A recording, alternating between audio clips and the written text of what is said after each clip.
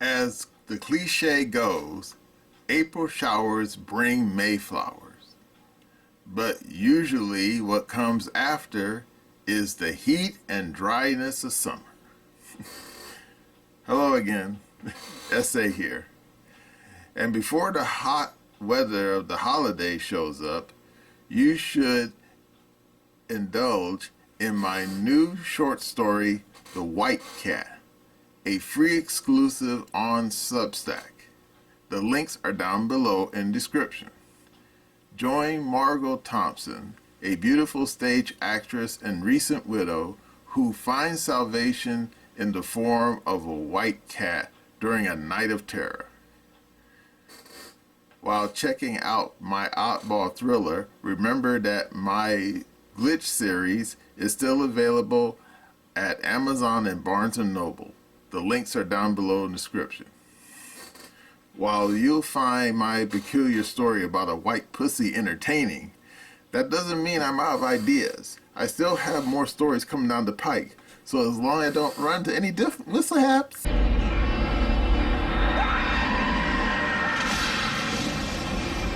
you'll see those stories as well. Now let's get back to the video. Please, just let me finish what I was doing before it's too late for this patient.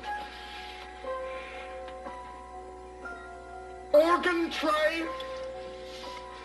Hurry up, the man is wide open.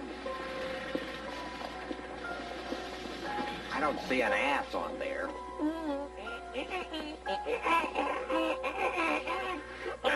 Cold cuts! You folks have lunch yet, huh?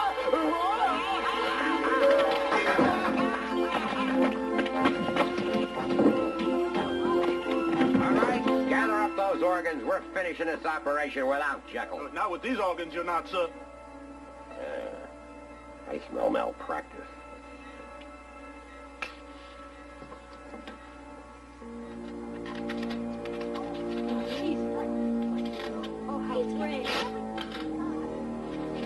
You know what to do, Doctor.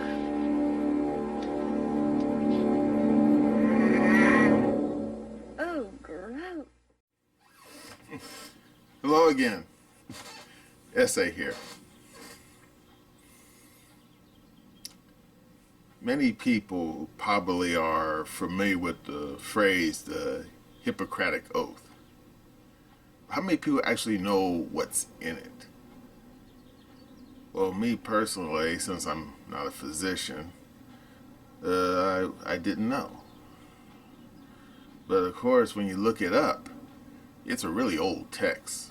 Indeed, it's believed to have been written sometime between the 4th and 3rd and 4th century BC.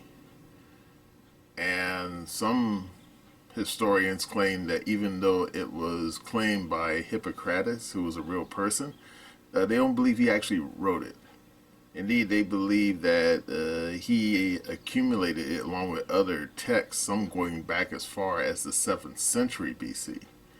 And he published it under his name. That's why we call it the Hippocratic Oath. And I guess you could say, oh well. But what's actually in it? Well, part of it is definitely ancient text. And I do mean ancient, since people are swearing to old Greek gods like Apollo and whatnot. But one thing that has stood the test of time in the Hippocratic Oath is one line that says, first, do no intentional harm. And I figure, yeah, that's sound thinking. But the funny thing is, medicine has been around a lot longer than Hippocrates. Indeed, according to the history books, ancient humans, indeed cavemen, and wait for it, you ready? Some of them weren't even human, they were Neanderthals. Yeah, apparently they were playing around with the mushrooms as far back as 10,000 BC. That's a long time ago. And other, what we now call medicinal plants. And of course, when you go throughout the ages, Mesopotamia, Egypt, ancient China, India, and whatnot, you see very examples of ancient humans, playing around with medicinal plants, early surgeries, and other techniques. And yet, we always find out something new. Indeed, that's when they started creating medical schools. Indeed, some of the first medical schools, regular medical schools, existed during the time of the damn Capulets in the Middle East. But so far, the one medical school that seems to stood the test of time is the London School of Dentistry and Medicine. According to the damn computer, it's the oldest continuously operating medical school in world history. How old is it? Well, according to the damn computer, it's been around since the late 12th century. I think the actual date was 1180 something or other. That's a long time to be in business. Now, of course, I don't know too many English doctors, but I'm pretty half certain that if you have a school that's been around for almost 1,000 years, they probably cranked out a couple of quacks here and there. I mean, hey, it happens. I mean, it's just the luck of the draw. But it's one thing to have a quack who just kind of fall through the cracks, metaphorically speaking, and to intentionally train someone like that.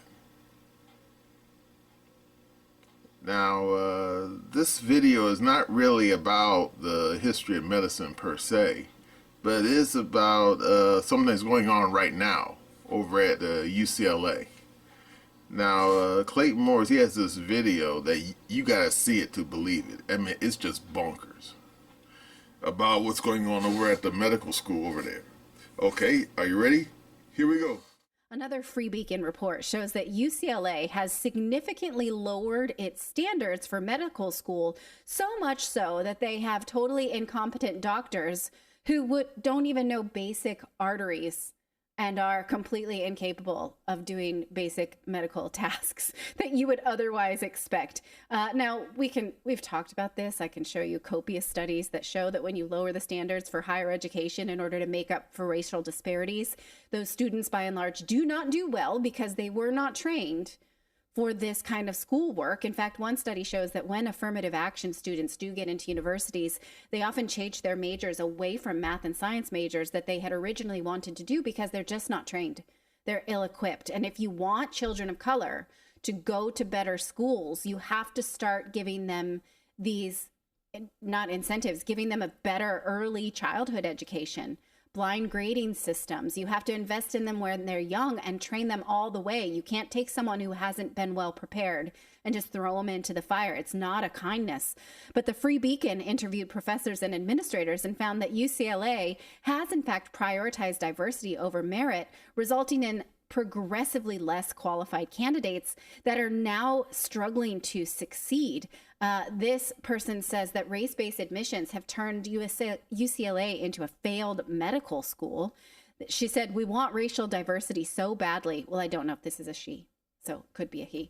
"We want racial diversity so badly, we're willing to cut corners to get it."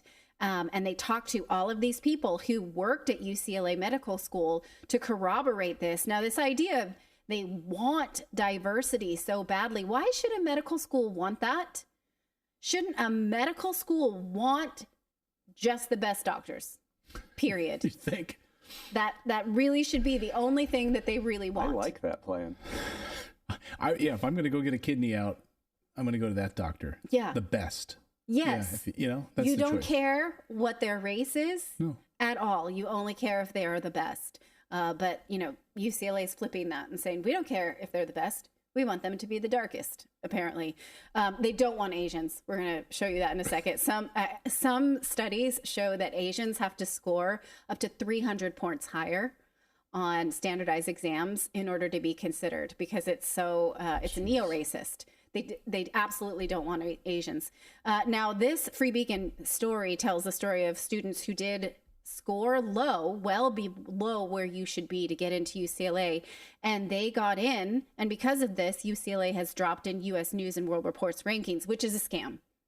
So hardly a bellwether, but they also are failing standardized tests, and the number has increased tenfold, the number of failures, since this dean of admissions, Jennifer Lucero, took over. And now they cannot do even basic medical tasks. Look at this. One professor said that a student in the operating room could not identify a major artery when asked, then berated the professor for putting her on the spot. Like, okay, that's not how it works in Grey's Anatomy. You got to know it or you're going to get reamed out. You can't ream out the attending. When did that happen? That's like that. Wait till she finds out how surgery works, because I mean, when you're in there and you're like, well, just any artery will do. No. Just you got to know exactly where you're going. Yeah, that one there. Yeah, cut that one. Precision counts in this game. Precision counts. Yes. You'll get that 1.2 points if they die. Another said that students at the end of their clinical rotations don't know basic lab tests, and in some cases are unable to present patients. This professor says, I don't know how some of these students are going to be junior doctors.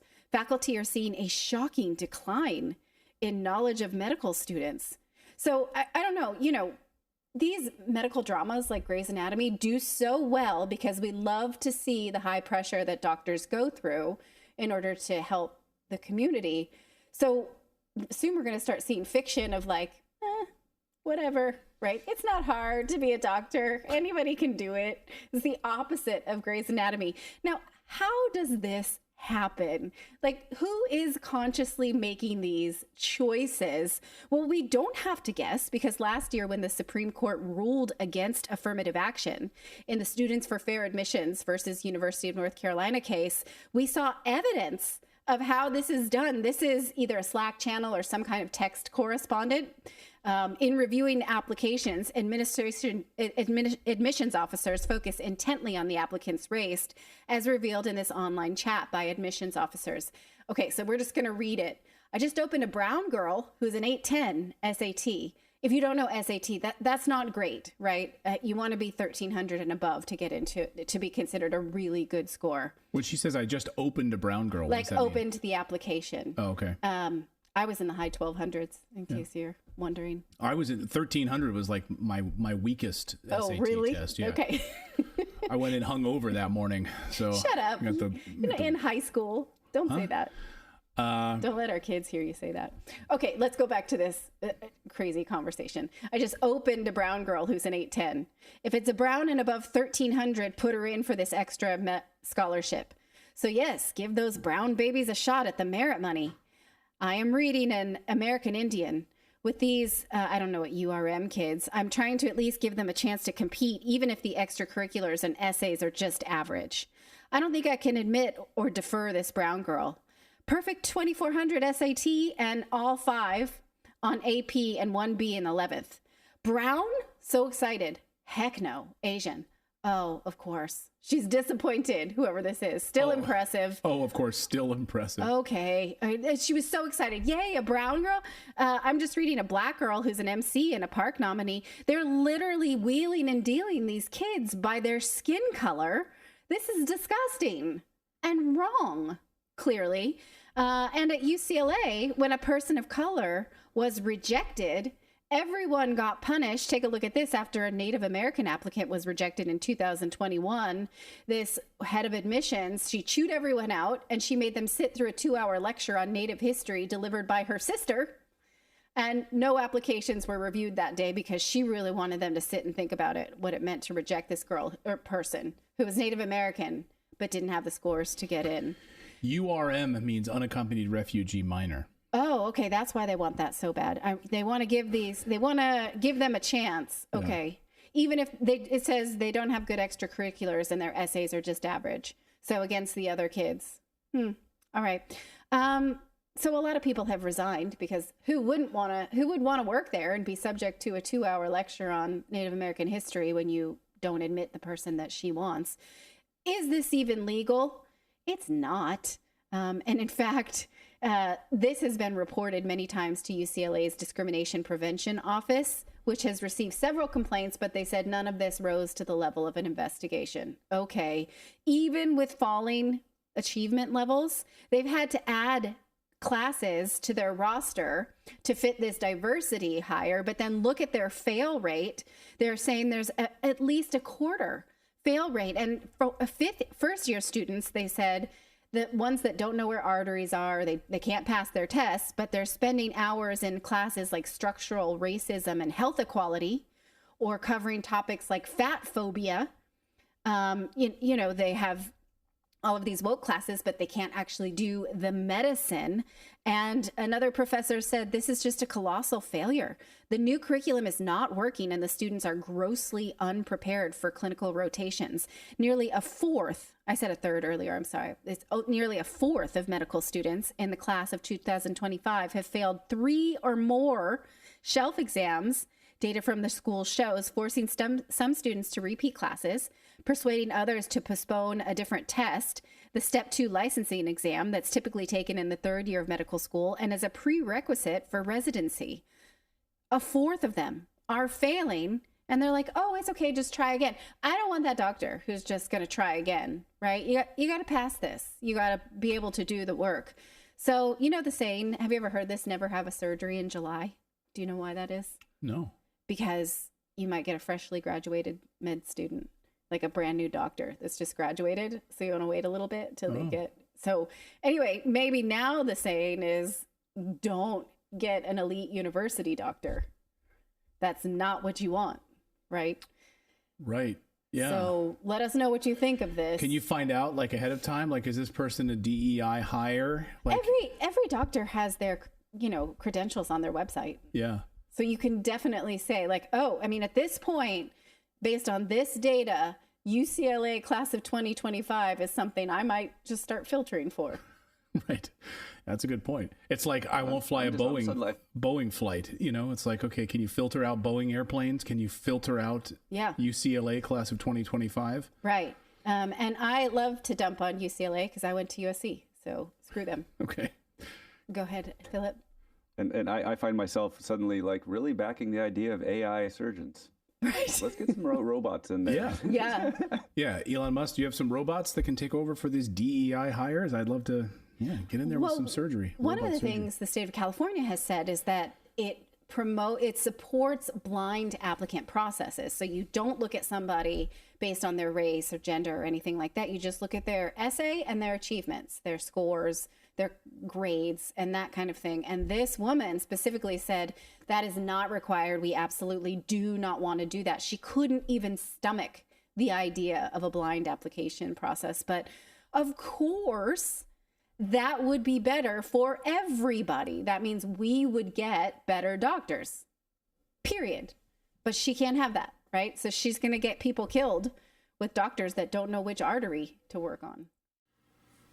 All right, you saw that. Now tell me this.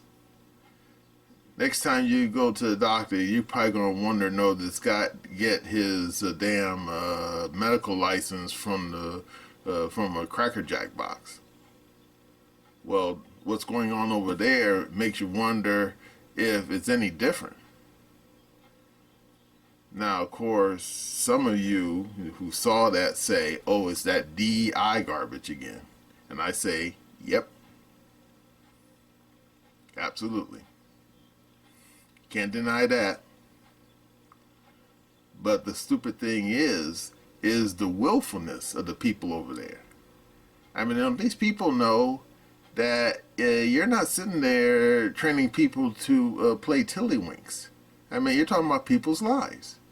I mean, anyone who goes to that medical school the way it is now, they're going to be cutting somebody open. And of course, you saw in the video, they had some people who were in the medical school who didn't know what an artery was, even by looking at it. And then they got nerve to get angry when they were put on the spot about it. And I guess what? You better know where the artery is. Because, like I said, I'm not a medical doctor, but I've seen enough medical programs over the years. Whether it be Dr. Kildare or Marcus Welby, MD, and stuff like that. Even episodes of Grey's Anatomy, the TV show. And I know that one thing you don't want to do is cutting somebody open and then cut open, and then while you're cutting them open, cut an artery. You don't want to do that. Otherwise, your patient's going to bleed out before you could say Joe Blow. And the fact that you have people over at medical school right now who don't know where the artery is, I'm thinking, dude, are you fucking playing with me? No. That clown should not be getting no medical license. In fact, I wouldn't even give that clown a damn suture or a swab, because that clown clearly has no business in medical school. And I have to admit, as Clayton Morris said in this video, some of the people who end up getting in medical school knew they didn't have the aptitude for it, and therefore they switched their major, I guess, after about their freshman year. And I say, well, that's fair, because Clint Eastwood once said, not talking about medicine, but it was, I think, in one of his Dirty Harry films, he said that every man's got to know his limitations. Now, what does that really mean? It means that if you have the aptitude and the skill to do something, fine, pursue your passion. But if you want to be, say, a mathematician, but you don't really know how to add and subtract, or worse, do algebra or trigonometry, maybe you just don't have what it takes to be a mathematician. And indeed, if you don't know where artery is in someone's body, maybe you shouldn't be cutting on them. Just saying. Indeed, I remember that old British TV show Doc Martin. And anyone who remembers that old show remembers the basic premise. But for those of you who never heard the show, the main premise of the show was the character Doc Martin. He went through medical school, and yet for some reason he couldn't stand the sight of blood. And indeed, that was in the very first episode. He was supposed to be in the operating theater, and they start cutting on somebody, and the guy falls out. Just blam, hits the floor. And then for some reason, he realized he can't be a surgeon because he can't stand the sight of too much blood. And I'm thinking, I wonder how the hell you get through medical school without seeing any blood, dude. I mean, I know they probably were showing you at least videos of people getting cut open, so I always thought that part of the TV show was kind of silly. Then again, we expected it was a comedy. And then the storyline, Doc Martin gets transferred to some Sleepy Hollow, like the English town out in the middle of the countryside, where all the people in the town, they definitely need a doctor, but they need a head doctor because they're all screwy. But enough of that. But then again, you gotta ask yourself, what is wrong with these people over there at UCLA? Because if you remember in Clayton Morris's video, they have laws in California where it says you're not supposed to be, cutting ahead of the line if someone didn't follow the basic minimum requirements. And the fact that these fools, following their stupid DEI ideology, is cutting people to the head of the line, not based on their damn aptitude test, but on a stupid skin tone, is wrong. Totally wrong.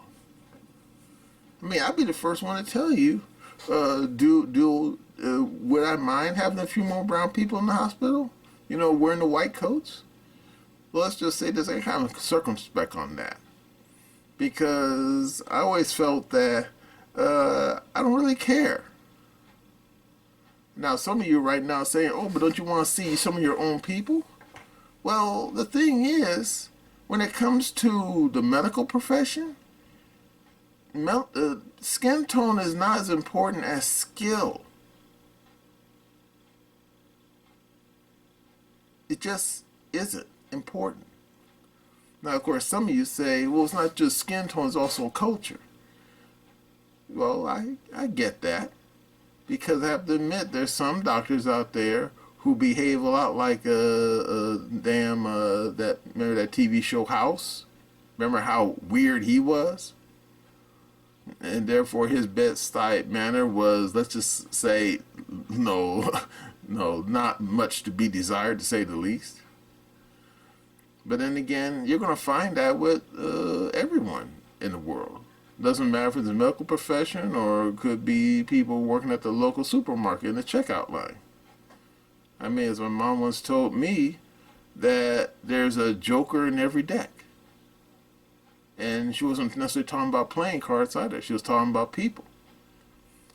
In other words, that when you have a group of people, you're always going to have at least one joker in that crowd. Just the way that things work.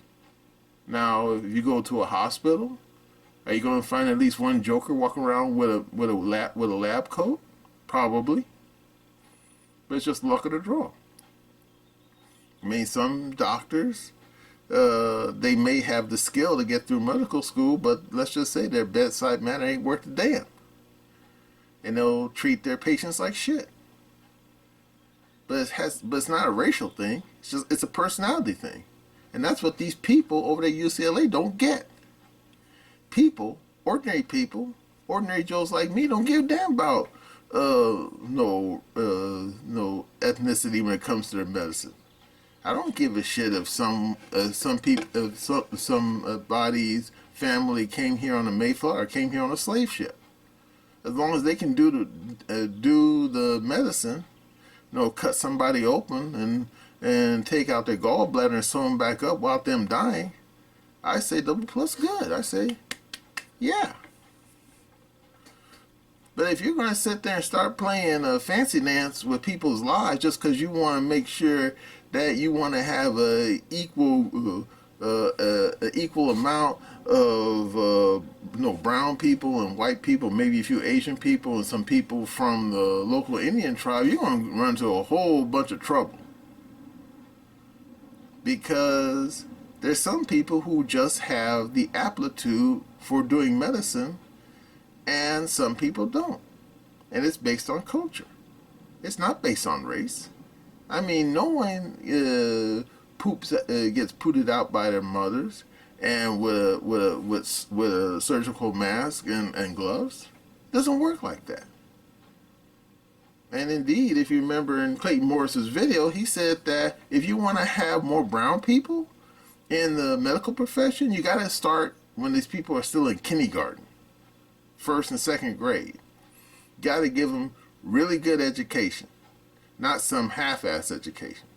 And believe me, I can testify that when I was going to grade school, there were a lot of knuckleheads in class that you would be shocked if they ever made it out of grade school, let alone made it to medical school.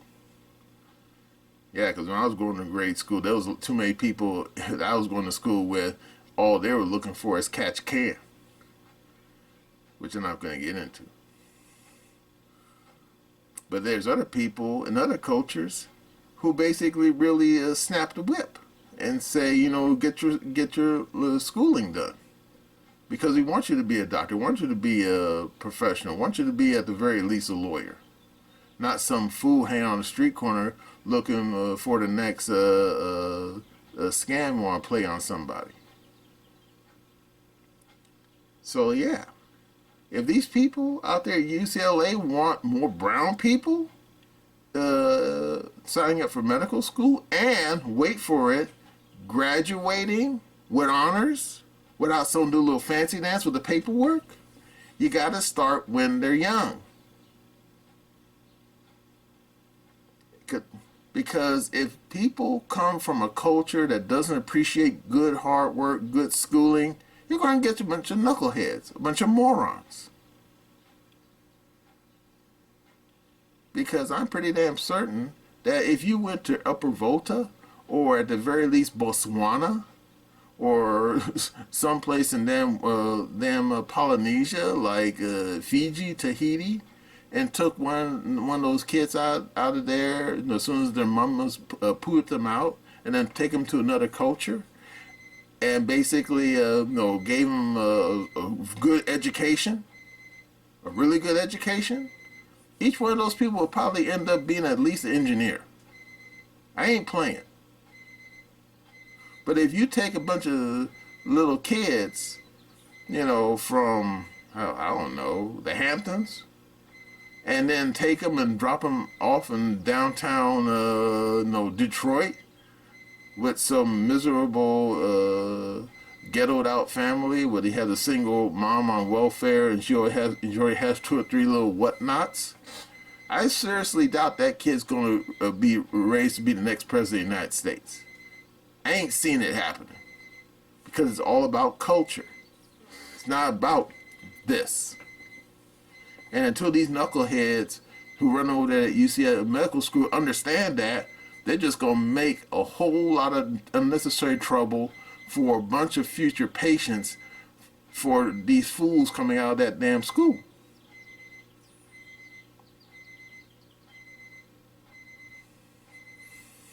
Well, that's all I got to say about this stupid DEI nonsense happening over at UCLA Medical School. And that's my opinion.